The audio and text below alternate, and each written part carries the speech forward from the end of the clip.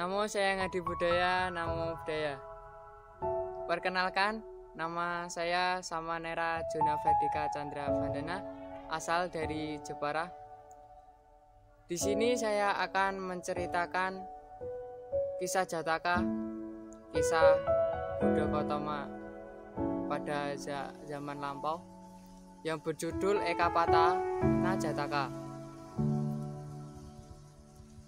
Kisah ini diceritakan oleh Sang Bagawa saat Sang Bagawa berdiam di Kutagara Sata, Mahawana dekat Wesali. Pada masa itu, Wesali sangat makmur. Begitu makmur, sebuah dinding berlapis 3 mengelilingi kota Wesali tersebut.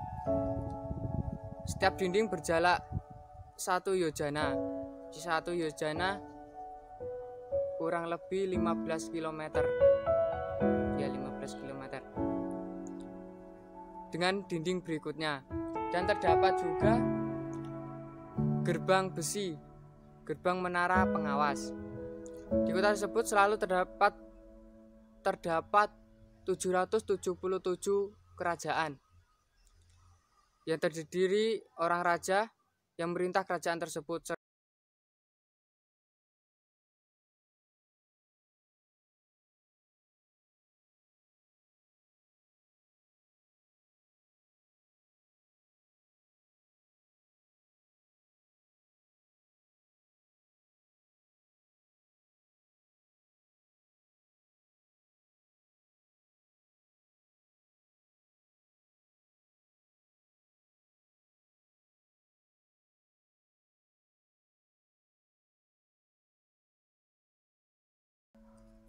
Demikianlah sifat alaminya, sifat aslinya Pangeran Licati.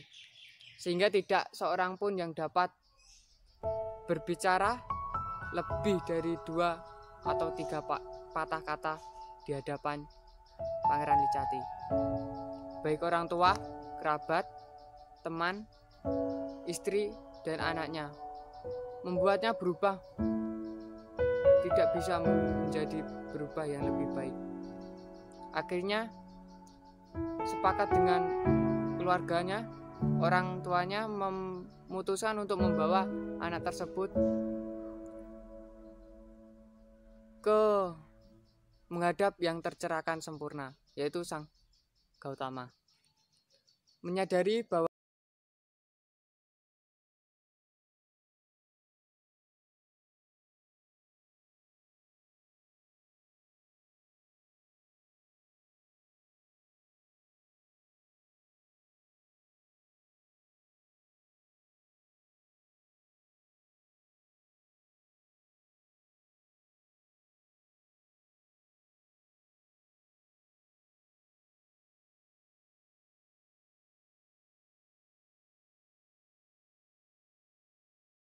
Pangeran, manusia tidak boleh kasar, manusia tidak boleh emosional dan kejam.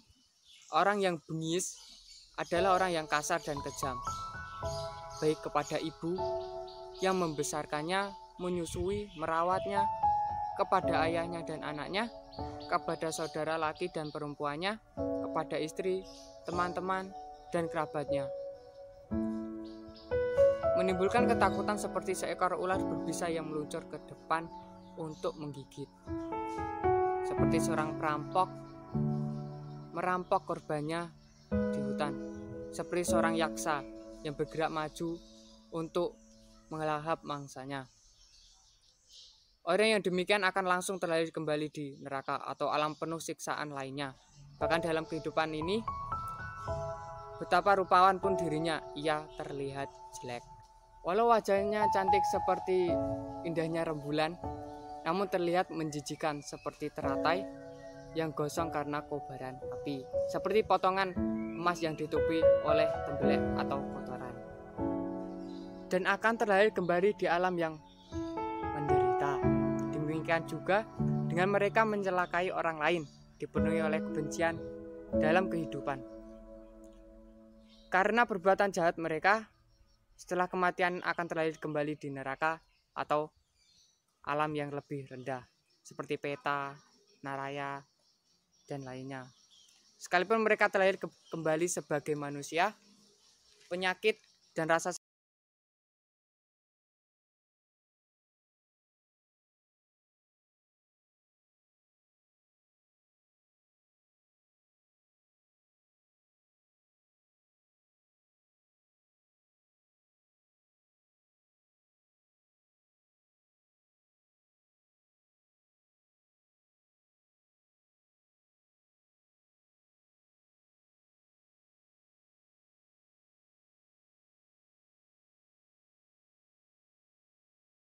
orang ular yang taringnya telah dicabut, bagaikan kepiting yang capitnya telah putus, bagaikan seekor sapi jantan dengan tanduk yang patah. Melihat perubahan suasana hatinya tersebut, para biku berkumpul bersama dalam balai kebenaran. Kebencian membicarakan bagaimana Pangeran Lucati yang jahat tiba-tiba menjadi baik dengan melalui nasihat yang tiada henti dari Sang Buddha. Tidak dapat membuatnya mengendalikan dirinya, tetapi menjadi tanduk dan rendah hati dengan satu nasihat saja dari Buddha. Saat itu, sang guru masuk ke dalam balai kebenaran dan menanyakan apa yang sedang mereka bicarakan. Mereka menceritakan, dan beliau berkata, "Para biku, ini bukan pertama kalinya sebuah nasihat tunggal dariku berhasil menundukkan pangeran tersebut, pangeran dari Wesali yang bernama Pangeran Racawi tersebut. Tetapi hal yang sama juga pernah terjadi sebelumnya di masa yang lampau. Buddha mengalami itu juga, menjadi bodhisatwa." Setelah membicarakannya, Sang Bagawa pun menceritakan kelahirannya di masa lampau menjadi bodhisatwa dengan wujud petapa.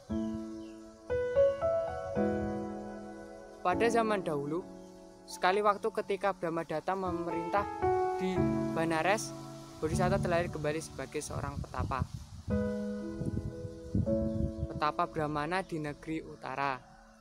Setelah dewasa, mula-mula belajar 3 Weda.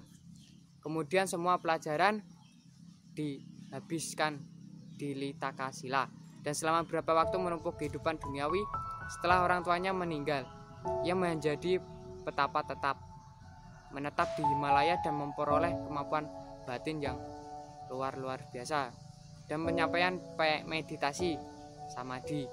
Ia menetapkan di sana cukup lama hingga kebutuhan akan garam, kebutuhan hidup lainnya membawanya kembali ke tempat tinggal penduduk. Dan ia tiba di Banares, tinggal di taman kerajaan.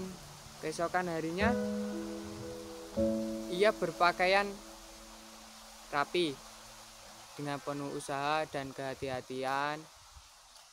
Sang bodhisatwa yang terbaik, ia pergi melakukan pindapata ke kota dan tiba di gerbang istana kerajaan Banares Brahmadatta. Raja melihat petapa bodhisatwa tersebut dari jendela dan terlihat pada dirinya bagaimana petapa tersebut bijaksana dalam hati dan jiwanya. Memandang dengan penuh kepastian, padanya bergerak dengan langkah laksana seperti Raja Singa Hutan yang gagah dan perkasa. Seakan dalam setiap langkah kakinya tersimpan satu kantong yang berisikan ratusan keping uang koin. Jika kebaikan memang ada, pikir raja tersebut, ia pasti berada di dalam dada orang ini. Maka ia memanggil seorang pengawal istana untuk mengawal bodhisatwa, memintanya untuk mengundang petapa ke dalam istana. Pengawal tersebut menemui bodhisatwa dengan penuh rasa hormat, mengambil patah dari tangannya. "Ada apa, Tuan?" tanya bodhisatwa petapa. "Raja mengundangmu." "Dengan penuh hormat," jawabnya. "Tempat tinggal saya ada di Himalaya, dan saya bukan orang istimewa bagi raja. kata si petapa bodhisattva tersebut dengan pengawalnya Raja Banares. Pengawal pun itu membawa pesan untuk kembali dan melaporkan hal tersebut kepada sang raja.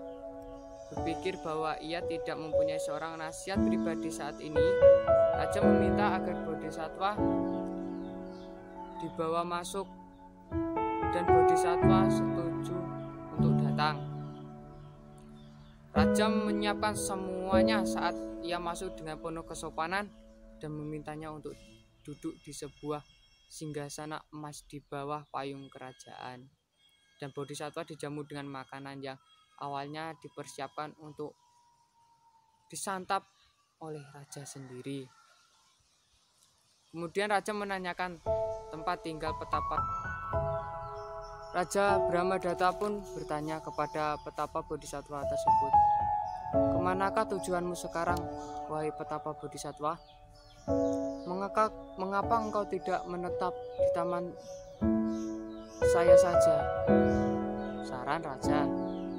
Kemudian setelah mendapatkan persetujuan bodhisattva dan telah menyantap makanan sendiri, raja pergi bersama tamunya menuju taman, dan di sana terdapat sebuah tempat pertapaan pendopo istilahnya. Dibangun dengan sebuah bilik untuk siang hari dan bilik untuk malam hari. Tempat tinggal dilengkapi dengan 8 perlengkapan petapa. Setelah mendapatkan bodhisattva, raja menyerahkan tanggung jawab atas dirinya kepada penjaga dan kembali ke bilik istananya sendiri. Ini seperti sama dengan Pangeran Licawati. Raja Dewadatta Brahmadatta pun mempunyai seorang putra yang kasar, emosional.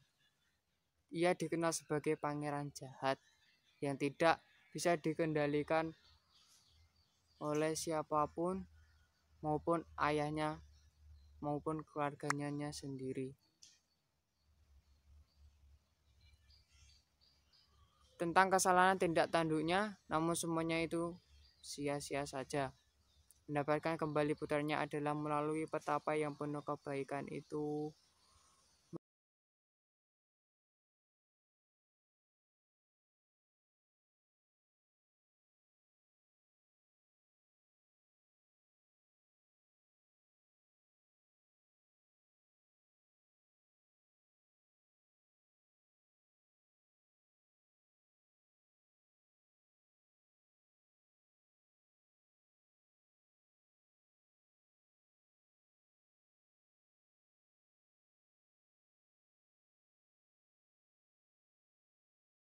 Batakara pada suatu sisi dan satu lagi sisinya lainnya. "Cobalah lihat daun pohon kecil itu, wahai pangeran," kata bodhisattva, "dan mencicipinya. Lihat seperti apa rasanya," kata bodhisattva. Anak muda itu melakukan hal tersebut, namun tidak mungkin menempatkan daunnya itu di mulutnya. Saat ini meludahnya yang begitu rasanya pahit, bagaikan sebuah jamur yang busuk. Ia mengeluarkan dan meludahnya lagi untuk menghilangkan rasa pahitnya tersebut dari mulutnya. "Ada apa, pangeran?" tanya bodhisattva petapa tersebut. "Bante, saat ini pohon ini hanyalah menimbulkan kesan sebagai pohon beracun yang rasanya pahit. Namun jika dibiarkan tumbuh akan menjamin kematian bagi banyak orang," kata pangeran tersebut. Kemudian pangeran tersebut mencabut pohon yang kecil itu yang sedang tumbuh. Ia mencabut lalu membuangnya sambil mengucapkan syair, Jika racun bersembunyi, pohon kecil apalagi yang akan ditunjukkan ke pohon yang lebih besar, kata pangeran. Kemudian Bodhisattva berkata, "Pangeran, takut tunas beracun ini akan tubuh besar. Engkau mencabut dan menghancurkan lebur. Seperti apa yang engkau lakukan pada pohon itu? Penduduk kerajaan ini yang takut atas apa yang akan dilakukan oleh seorang pangeran yang kasar, emosi, dendam, marah, tidak murah hati, tidak cinta kasih kepada penduduknya dan warganya.